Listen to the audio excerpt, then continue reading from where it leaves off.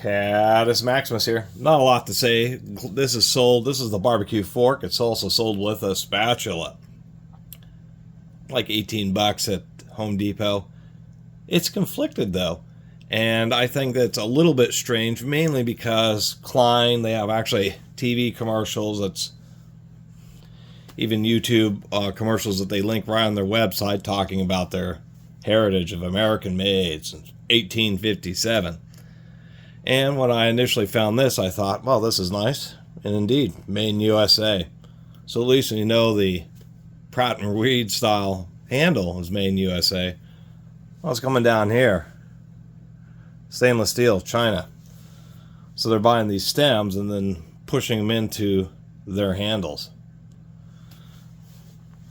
But they can't put USA on it because more than 50% of the value of the product is in this stem, and therefore is ineligible.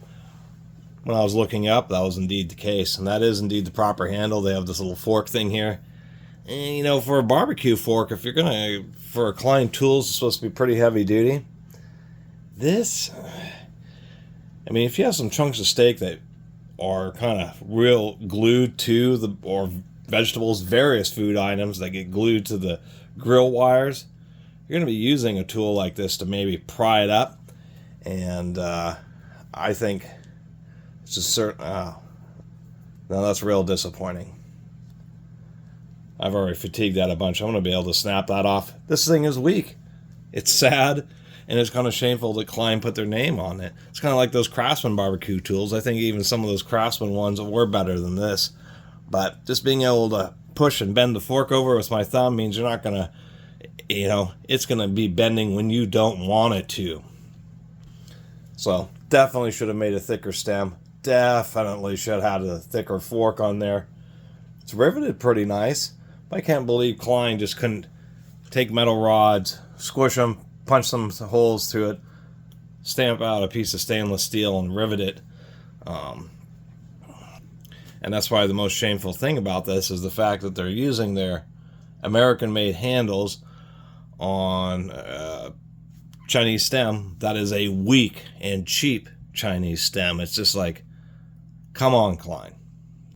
It just tarnishes and burns your name when you have pretty respectable hand tools, very respectable even hand tools, and then you come out with something like this, which is just cheesy.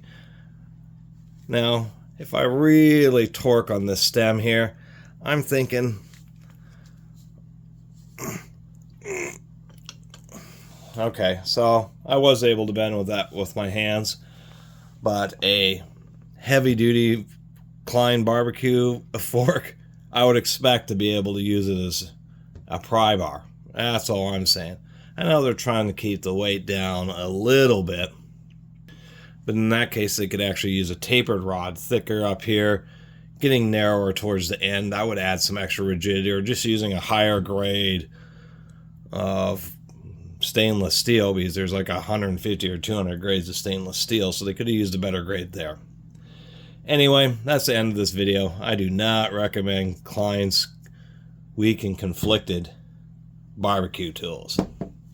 Anyway, thanks for watching.